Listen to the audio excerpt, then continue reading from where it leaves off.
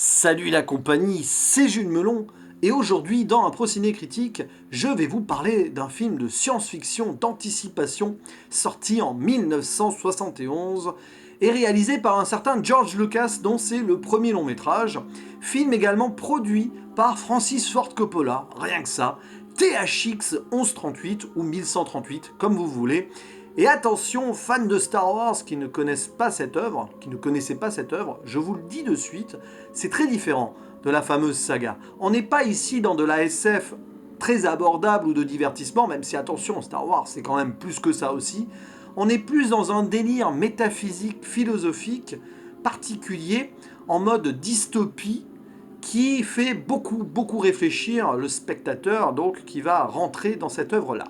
Et ce qui est intéressant dans ce THX 1138, c'est que pour moi il s'agit d'une œuvre charnière, c'est-à-dire qu'elle a autant été inspirée par d'autres trucs avant, qu'elle ne va inspirer d'autres films ou d'autres œuvres par la suite.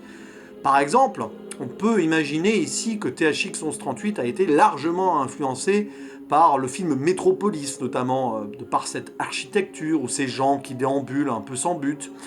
Évidemment par le roman 1984 de George Orwell, le côté Big Brother avec l'œil qui observe, c'est évident. Mais aussi le film 2001 Odyssée de l'espace, sorti 3 ans auparavant, avec à un moment cette voix off qui ressemble un peu à celle de Hal dans le vaisseau. Mais d'un autre côté, THX 1138 donc, a influencé pas mal de choses derrière, que ce soit probablement Star Wars en tant que tel, George Lucas qui lance cette saga avec le premier film 5 ans après, il me semble. Il y a des moments où c'est évident, il y a un plan par exemple dans le film, le plan final de ce film, sans le révéler, fait clairement écho à ce qu'on verra plus tard dans Star Wars sur un certain point, voilà. Je pense que ce film a influencé aussi Blade Runner, voilà, son côté avancée technologique, les voitures et tout. Évidemment, le film a également très largement inspiré Equilibrium sur le côté drogue pour contrôler la population, Matrix aussi sur certains plans visuels, et une BD, voilà, je prends cet exemple parce que je l'ai lu récemment, une bande dessinée de Mathieu Bablé intitulée Shangri-La, où on a un peu l'impression aussi d'avoir cette même société uniforme qui accepte tout ça par dépit presque. Et donc THX 1138, c'est l'histoire d'une société plus ou moins futuriste, humaine en apparence en tout cas, où toute individualité a été bannie. Les gens vivent dans une uniformité improbable, où ils n'ont pas de nom, ils sont tous habillés pareil, en blanc, avec le crâne rasé, le sexe n'est pas toléré, les émotions sont largement bridées par des sédatifs ou autres drogues, et il y a cette lumière blanche qui est partout, constamment autour des personnages, comme pour les hypnotiser, les éblouir, mais aussi pour les apaiser, et donc empêcher toute potentielle révolte et révolution. Et au milieu de tout ça, vous avez un homme, donc THX 1138, c'est lui qui donne le titre au film, quoi, qui vit parmi les autres et qui un beau jour, et, on va dire que il y a sa colocataire qui est intéressée par lui et qui fait en sorte qu'il ne prenne plus trop les drogues et qui un beau jour a une relation sexuelle avec lui. Oh, attention! Et à partir de là, il se retrouve un petit peu hors la loi. Il va se retrouver en prison, tout ça, machin, traqué, etc. Mais c'est surtout ce qu'on suit dans ce film, c'est son évolution. Il découvre le monde qu'il y a autour de lui, et tel un enfant, un adolescent. Et il va peut-être plus ou moins prendre goût à la liberté, même si est-il possible d'être libre dans une telle société? Ça, c'est une question que je laisse en suspens. Il faut voir le film pour avoir une réponse, ou pas. Parce qu'attention, c'est le genre de film qui va plus donc se centrer sur les réflexions humaines, sur l'évolution des personnages, que sur son histoire en tant que telle. Même si, malgré tout, malgré les non-dits, malgré les, on va dire, l'univers assez vague, George Lucas nous donne pas mal de références et de petits trucs qui sont intéressants pour développer cette société-là. C'est un peu frustrant quand même, on aurait vraiment aimé limite en savoir plus sur ce monde-là, mais quelque part ça fait travailler notre imagination aussi, donc c'est cool. Et il y a plein de choses intéressantes. Donc j'ai parlé de ces références-là, alors qui sont vraiment multiples, hein, Orwell, Metropolis, Fritz Lang, donc, etc. Donc aussi Kubrick. Il y a aussi un délire tout lié, lié autour de la religion. Alors ça c'est assez particulier parce que normalement dans les dystopies, toute forme de religion est liée à un gouvernement machin. Ici il y a vraiment un aspect religieux aussi, sous forme d'icône à certains moments, qui a l'air dissocié du potentiel gouvernement, voilà, des leaders de ce monde-là. Une religion qui marche comme une sorte d'opium du peuple, là aussi, quelque part. Et il y a pas mal de choses vraiment cool, des plans intéressants aussi, quelques plans séquences, des moments où ça bouge pas, il y a des séquences sans forcément être en plan séquence qui sont très longues, qui se déroulent voilà, avec des dialogues un peu métaphysiques, cette voix robotique là, à la halle, qui est clairement là pour dire donc, au THX 1138 que oui, voilà, il faut faire, il faut produire hein, pour être heureux. Tout ça, c'est un petit peu l'idée, d'ailleurs, c'est ça qui m'a rappelé Shangri-La, la fameuse bande dessinée de Mathieu Bablé dont je parlais il y a quelques secondes. Et on va suivre la libération ou non de cet homme-là à travers donc la relation charnelle qu'il a avec cette colocataire qui semble être très attirée par lui. On ne sait pas trop comment d'ailleurs elle serait attirée parce qu'elle aussi elle est censée être voilà, avoir ses émotions un petit peu biaisées par les sédatifs. Mais bon, peu importe. Il y a une relecture ici du fameux mythe biblique d'Adam et Ève, quoi, parce que c'est la Ève qui va être l'objet de la tentation et qui va permettre la transgression, même si c'est ici pour potentiellement un monde meilleur, quelque part.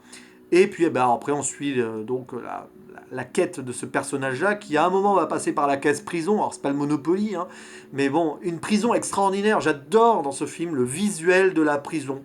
C'est un univers étendu, illimité, totalement ample et qui paraît d'ailleurs paradoxalement très libre, plus libre que le monde extérieur, c'est assez incroyable, tout blanc. Voilà, c'est là aussi, ça me rappelle Matrix, parce qu'à un moment dans Matrix, il y a une scène où ils sont aussi dans une sorte de simulation de la Matrix à part, où ils sont baignés de blanc autour, là où Morpheus présente les armes à Neo, je crois. Et c'est incroyable parce que les gens qui sont dans cette prison ont l'air finalement pas plus malheureux que ceux qui sont dehors. Et sont limite conscients de certaines choses et ils sont plutôt tranquilles là-dedans. C'est une prison, bon évidemment des fois ils sont un peu torturés par des policiers robots aussi, voilà il y a ça.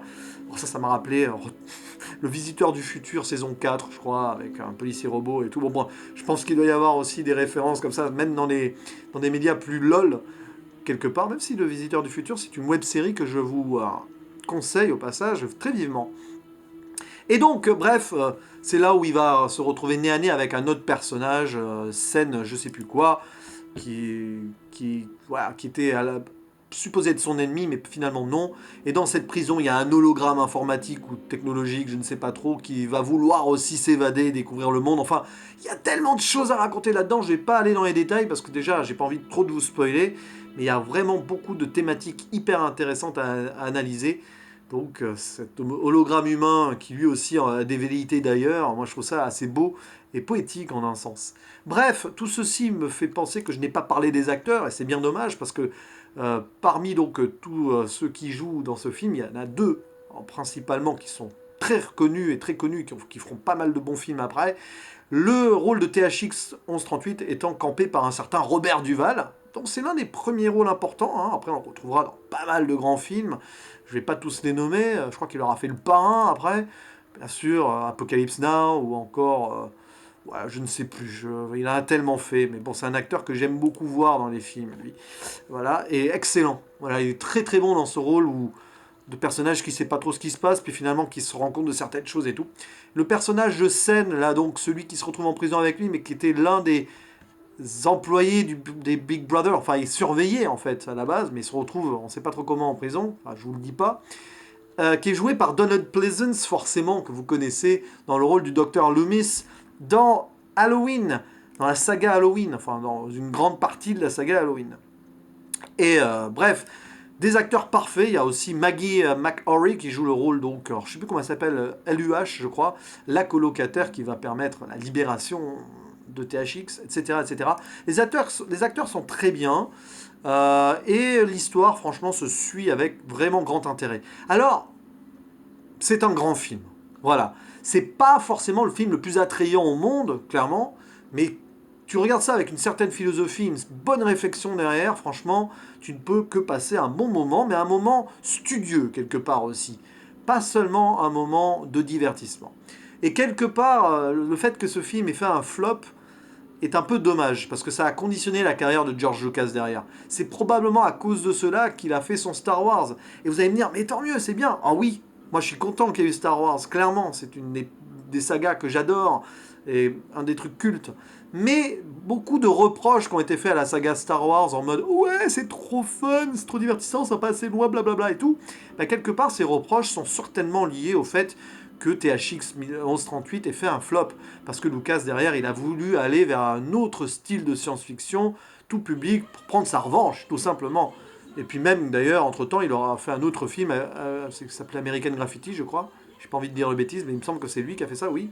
Qui était totalement différent, fatalement, en contre-réponse à cet échec-là. Bref, on ne refait pas l'histoire, mais si ce THX 1138 avait eu un grand succès, je crois qu'il n'y aurait jamais eu de Star Wars et qu'il serait parti sur d'autres films du genre. Ou pas, peut-être que Star Wars aurait été un délire métaphysique aussi. Même si parfois, on peut imaginer aussi pas mal de philosophie dans cette saga. Voilà. Bref, c'était mon avis sur ce THX 1138 que je ferai peut-être étudier sur certains extraits à mes futurs élèves, parce que oui, il va rentrer dans le nouveau programme de première, là, avec la réforme, les machins et tout. Bon, il y a des trucs qui sont bien prises de tête là-dedans, mais au moins, d'autres choses qui nous permettent, quelque part, d'élargir notre curiosité, notre culture, qu'elle soit cinématographique ou littéraire d'ailleurs. Je vous dis à la prochaine. Ciao.